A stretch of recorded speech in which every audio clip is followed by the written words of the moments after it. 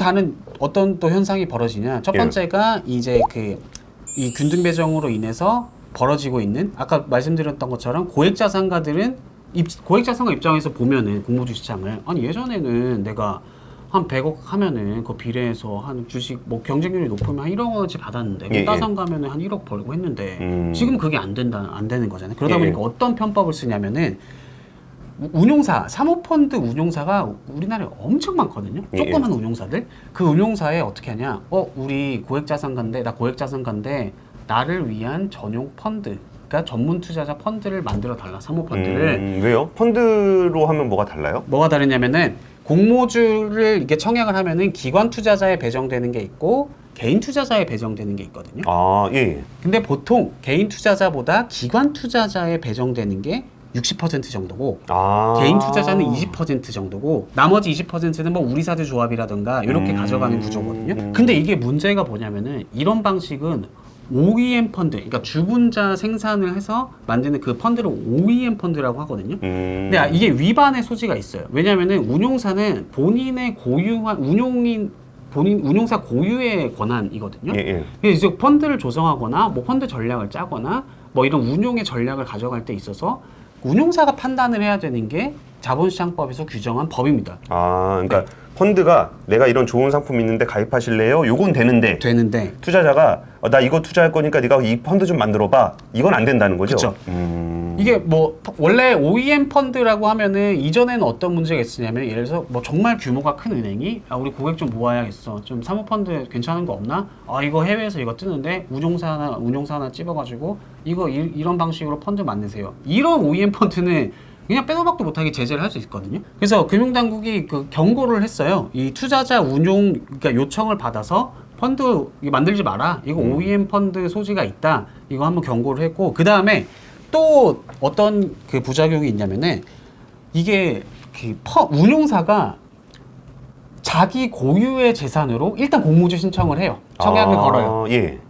그러면은 일단 공모주 받게 되잖아요. 그 이후에 큰손 투자자들한테 우리 이만큼 청약했으니까 당신들 이만큼 돈을 내라. 기관은 공모주 펀드에서 더 많은 공모주를 받을 수 있고 우리의 고객들은 공모주를 갖고 싶어. 그럼 내가 기관이니까 여기서 많은 주식을 받아와서 뒤에다 뒤에 그 후에 구매 대행인가? 구매 대행. 그렇죠. OEM을 넘어서 이거는 주문 생산뿐만 아니라 구매 대행 이런 무슨 펀드라고 해야 되는지 모르겠는데 좀 이런 부작용이 속출하고 있다. 근데 이게 좀 심각한 문제가 그러니까 펀드 고유재산, 본인 그 운용사 고유재산을 자금을 이렇게 하는 거는 이거 진짜 심각한 금융 리스크를 붕괴를 할 수도 있는 심각한 편법이거든요. 그러다 보니까 금융당국도 이거 좀 공모주 시장이 너무 과열돼서 이런 편법이 난무하고 있다. 그래서 좀 전수조사를 통해서 이거 불건전 영업행위인지 좀 그렇게 조사를 하고 있는 그런 상태라고 보시면 될 것 같습니다.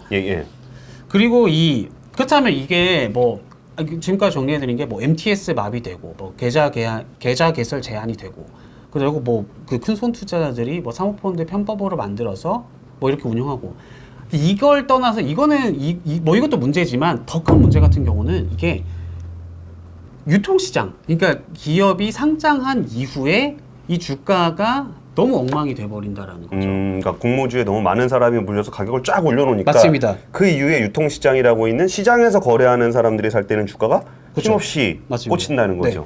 그래서 제가 한번 조사를 해봤거든요. 조사까지는 아니고 그 통계를 한번 봤는데 올해 수요 예측한 기업 56곳에 이 상장을 했을 때 공모가 밴드를 제시를 하잖아요. 이 공모가 밴드를 제시를 하고 예를 들어서 우리 회사는 한 2만 원에서 한 4만 원 사이가 적정 가격인 것 같습니다. 이렇게 제시를 하고 기관 투자자의 그 청약을 받아서 공모가를 최종적으로 정하는데 그렇죠. 얼마에 사실래요? 하죠. 근데 올해 56곳 중에 공모가 상단을 못 찍은 기업은 딱 한 곳이었습니다. 한 곳이 있긴 있네요. 아모센스라는 기업인데 이 회사는 공모가 밴드로 12,400원에서 15,200원을 제시했는데 최하단 12,400원에서 결정이 됐거든요. 이 기업 빼고 나머지는 죄다 최상단 이상. 상단 돌파하는데도 부지기수고 거의 다 대부분 최상단인 거죠. 이게 권순희 기자가 말한 것처럼 퇴주주 들은 땡큐지. 완전 완전 내 주식 비싸게 사준다는 거니까. 네. 그리고 이걸 누가 샀는지 봤더니 뭐 사모펀드 만들어서 사고 네. 그냥 개미들이 10주 20주 하고 전 국민이 다 몰려가고 줄 서서 번호표 끊고 그렇게 샀다는 거죠. 네. 그래서 이게 뭐 별거 아닐 걸 수도 있는데 뭐 시장의 원리에 따라서 뭐 투자자들이 많으니까 공모가 밴드를 뭐 상단에 찍는 게 많다보다라고 넘어갈 일이 아닌 게 이게 어떤 의미냐 그러니까 발행 시장 그러니까 그 증권 시장에 발행 시장이 있고 유통 시장이 있거든요. 발행 시장에서는 이 쉽게 말해서 공모가 가격을 정하는 시장이라고 보시면 돼요. 이 공모가 밴드는 이 주관사, 이 전문가들인 증권사들이 정말 한 몇 달을 투입해가지고 이 회사의 적정 가치를 제시를 하는 게 공모가 밴드입니다. 예. 근데 여기서 벗어났다? 이거는 엄밀히 말해서 적정 가치가 아니라는 뜻이에요. 조금 비쌀 수 있다는 거죠. 네. 예. 근데 말씀하신 것처럼 아니 공모가 밴드 상단으로 잡히면은 일단 대주주 좋고 두 번째로 공모주 청약에 들어가서 공모주를 많이 받은 투자자들은 그렇죠. 땡큐인 거죠. 근데 사실 주관사도 좋아요. 거기 비례해서 수수료를 받기 맞습니다. 때문에. 주관사도 좋고 그래서 이 공모가가 밴드 상단에서 결정이 되고 상장 첫날 따상을 찍었다.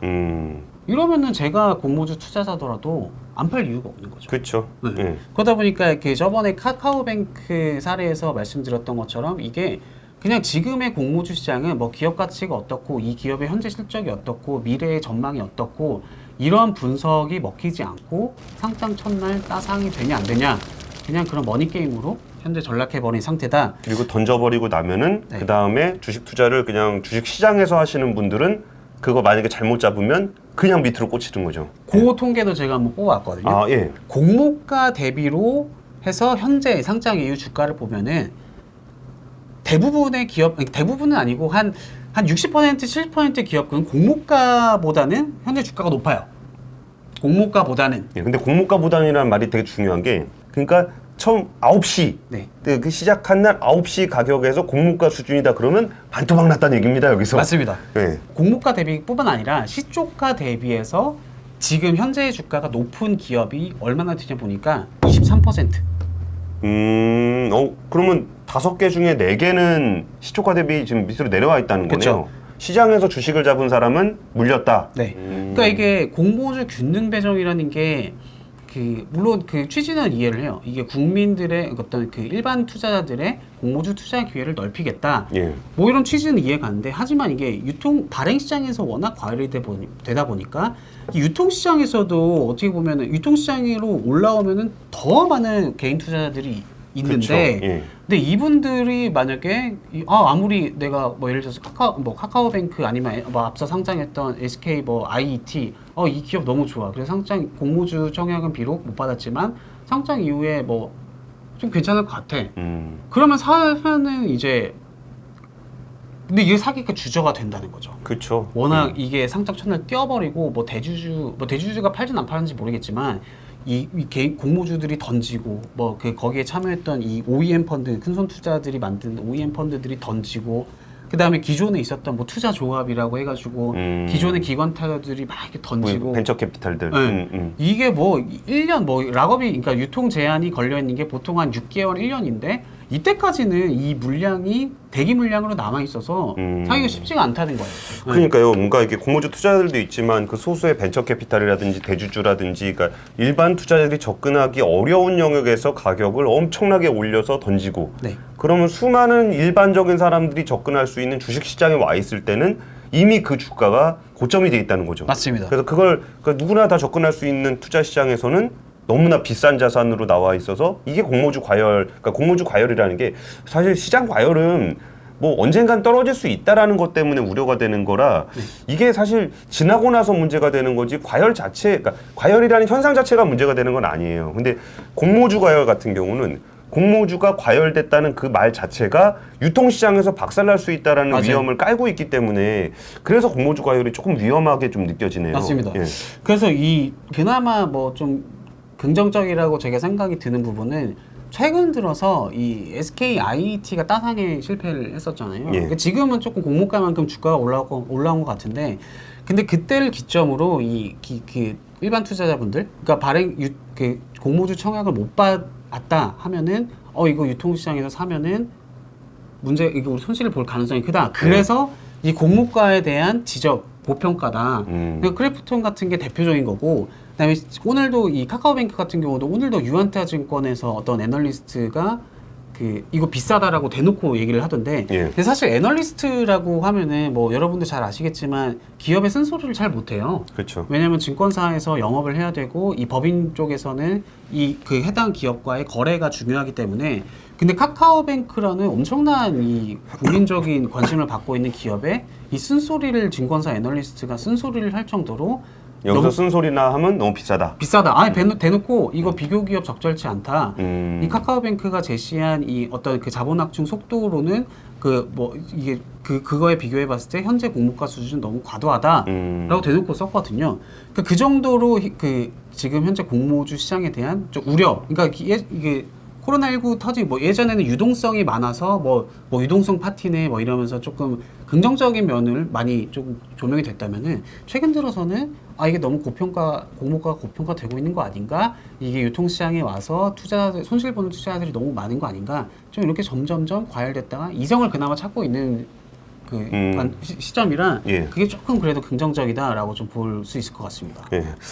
사실 공모주 균등 배정은 더 많은 사람에게 공모주 투자를 할 수 있는 기회를 준다는 측면에서 굉장히 좀 긍정적인 제도로 좀 인식이 됐었어요. 네. 근데 그러다 보니까 이제 소수의 전문 투자자들이 하던 공모주 시장에 너무나 많은 수요를 불러일으킴으로써 오히려 공모주 과열을 일으키고 그 결과 더 많은 일반 투자자들이 참여할 수 있는 유통시장의 위험이 좀 더 커지는 그런 효과가 나타나고 있다는 게 참 제도라는 게 사람이 좋은 게 좋은 거다라는 것으로 접근했을 때 결국 어딘가에서는 또 다른 부작용이 생겨나는 그런 시장 중에 하나가 지금 공모주가 아니었나 싶습니다. 앞으로 또 크래프톤과 카카오뱅크, 카카오페이라는 대어들이 계속적으로 상장을 할 텐데 정말 시초가에서 밑으로 꼬라박는 그런 모습들은 좀 이제 덜 봤으면 좋겠다.